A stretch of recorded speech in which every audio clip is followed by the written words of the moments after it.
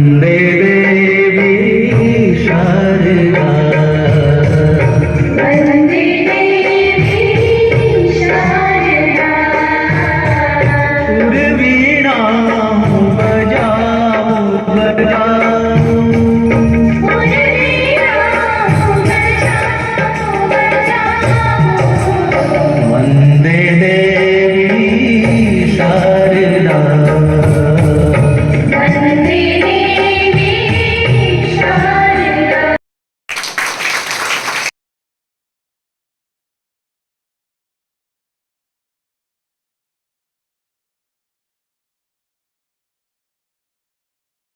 પ્રસન્નની અભ્યાસ છે। જો જોવામાં આવે તો આપણી આજુબાજુને સ્વચ્છ રાખવાની આપણી નૈતિક જવાબદારી છે। જો દરેક જવાબદારીઓથી વાકેફ હોય તો આ અભિયાનની જરૂર જ ન પડી હોત। શરમજનક બાબત એ છે કે દરેક વ્યક્તિ પોતાના ઘરને સાફ કરે છે, પરંતુ નીકળતી ગંદકી કચરો બહાર શેરી દેશમાં દીકરી બચાવો બેટી બચાવોનું અભિયાન શરૂ કરવાની જરૂર ઊભી થઈ છે। એ આપણા માટે ખૂબ દુઃખની વાત છે। હજુ પણ સ્ત્રીઓને જેટલું સન્માન મળવું જોઈએ એટલું નથી મળતું, કેમ કે તેઓને મહત્વ આપવામાં આવકારીએ છીએ। તો આ આવકાર કરવા માટે હું ધોરણ 6 ના બાળકોને આગળ આવવા વિનંતી કરીશ અને સાથે સાથે એસએમસી સભ્યો પણ આગળ આવશો, જેથી આપ આ બાળકોનું સન્માન કરી શકો। ધોરણ 6 ના બાળકો।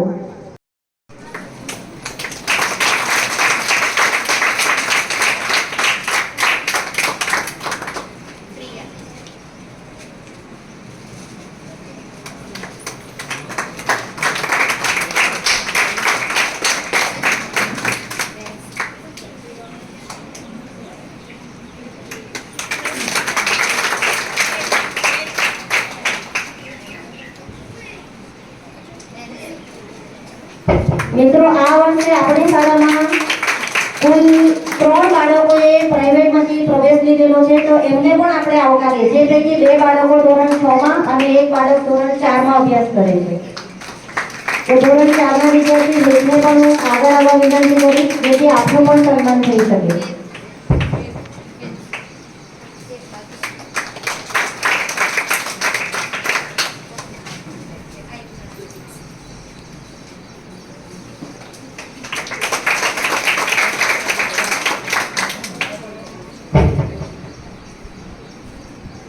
અમારી શાળાના તેજસ્વી વિદ્યાર્થીઓ જે આ શાળાના જવાબદાર સુધારે છે, જેઓ આ કામ તથા શાળાનું ગૌરવ છે, જેઓ પ્રથમ ક્રમે આવે છે, તેમનું સન્માન અત્રે ઇનામ આપીને કરવામાં આવશે।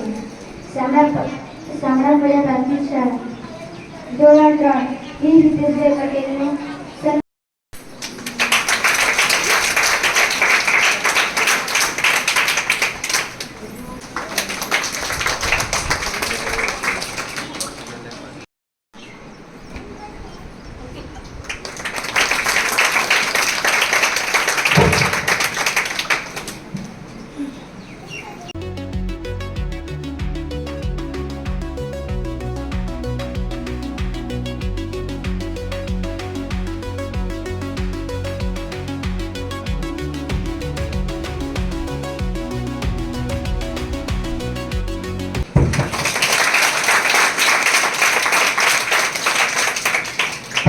ધોરણ 5 માં પ્રથમ ક્રમાંક મેળવેલ વિદ્યાર્થીની છે પ્રિયા અનિલભાઈ પટેલ, જેનું સન્માન કરવા હું કોમાપડ પ્રાથમિક શાળાના ઉપશિક્ષિકા બહેન શ્રી ચિંતાબેનને વિનંતી કરીશ। આજના ગુજરાત સરકારના કન્યા કેળવણી મહોત્સવ અને શાળા પ્રવેશોત્સવ નિમિત્તે બંને શાળાઓના આ પ્રસંગમાં અહીં પધારેલા વાલીઓ તેમજ ગામના આગેવાનો, એસએમસી જે સ્કૂલ મેનેજમેન્ટ કમિટી છે તે દરેક ઘણા જે હાજર રહ્યા છે તે બધાનો આજે આપનો સ્કૂલનો પ્રોગ્રામ ખૂબ સરસ છે। ગુજરાત સરકારની વિવિધ યોજનાઓ હેઠળ અને માન્ય આપણા વડાપ્રધાન શ્રી અને હાલના આપણા મુખ્યમંત્રી શ્રી ના અથાગ પ્રયત્નો રહેલા છે। દર વર્ષે શાળા પ્રવેશ મહોત્સવની અંદર ગામની અંદર જે બાળકો જે છે એનું જ્યારે પ્રવેશ થાય, જ્યારે ફર્સ્ટ ટાઈમ થાય, એના માટેનો એક પ્રવેશ મહોત્સવ યોજવામાં આવે છે. સરકારના અથાગ પ્રયત્નો હોય છે કે સ્કૂલની અંદરનો ડ્રોપ આઉટ રેશિયો સતત ઓછો રહે. હું એસએમસી જે કમિટીના સભ્યો છે એમને પણ હું વિનંતી કરીશ અને વાલીઓને પણ વિનંતી કરીશ કે બાળકો મેક્સિમમ સ્કૂલમાં ભણવા આવે, વધારેમાં વધારે. અને આ જે પ્રસંગ છે એ ખરેખર આપની બંને શાળાઓનું પ્રસંગ જે બહુ સરસ રીતે આયોજન કરેલું છે. બીજું થોડા બાળકો એમ પણ ડરે છે કે આ પોલીસ વાળા ક્યાં અહીંયા આવી ગયા, હે ને? આમાંથી પોલીસ કોને થવું છે મોટા થઈને? પોલીસ બીજા અહીંયા કોને બનવું છે? પોલીસ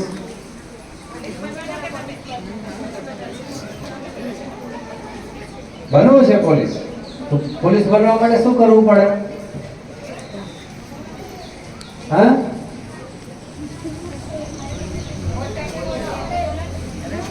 ભણવું પડે, હે ને? હા, તો દરેક કામ માટે ભણવું પડે. સારું, હું વધારે આપનો વધારે સમય નહીં લઉં. ગામ બહુ સરસ છે, સ્કૂલ પણ બહુ સરસ છે. વાલીઓ બધા તમે અહીંના જ છે? અચ્છા, ગામના જ છે. સરસ. અને આ મેડિકલ ટીમ પણ છે આજના માટે હોય કે અહીંયા છે પીએચસી સેન્ટર? ગામમાં જ છે. એક વિનંતી છે બંને પ્રિન્સિપાલ ને એસએમસી ને કે બાળકો જ્યારે બીમાર હોય, ખાસ કરીને હવે ચોમાસાની ઋતુ આવશે તો થોડું નોઇઝી કે આપણે કહીએ તો આમનો સંપર્ક સાધુ તમે પણ અહીં વિઝિટ લેતા રહેજો. બાળકો ત્યાં આવે એના કરતાં બેટર છે કે અહીંયા તમે આવી જાઓ. તો બંને સ્કૂલોમાં કેવું કે વિઝિટ લેતા રહે. બાળકો માંદા ચોમાસાની ઋતુ છે તો પડવાની શક્યતાઓ રહેતી હોય છે. તો બીજું તો હું વધારે કંઈ નહીં કહેતો. મારે મંચસ્થ બિરજેલા બધા જે મારી સાથે છે 2024ના આ કાર્યક્રમને આભાર વિધિ કરશે અમારી શાળાના ઉપશિક્ષક શ્રી પ્રિયંકાબેન દેસાઈ. તો તેમને વિનંતી કે આ કાર્યક્રમની આભાર વિધિ કરે.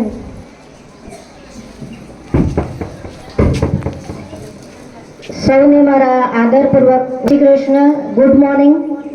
કહેવાય છે કે gratitude is a open door for abundance, એટલે કે કૃતજ્ઞતા અથવા તો કોઈકનો આભાર વ્યક્ત કરવો એ વિપુલતા માટેનો એક ખુલ્લો દરવાજો છે.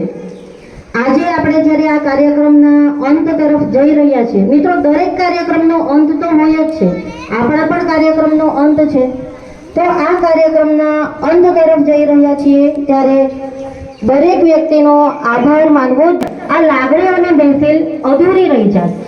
આજના આપણા આ શાળા પ્રવેશોત્સવ અને કન્યા કેળવણી મહોત્સવ 2024ના મુખ્ય અતિથિ એવા આપણા શ્રી ભગીરથસિંહ ગોહિલ સાહેબ કે જે નાયબ પોલીસ અધિક્ષક વિભાગીય ચીખલી સાહેબ છે, એ સાહેબે આજના આ પ્રસંગે ઉપસ્થિત રહી અને આપણી આ કાર્યક્રમની શોભા વધારી. સાથે સાથે જ આપણે તમામ માટે એવું નથી કે બાળકો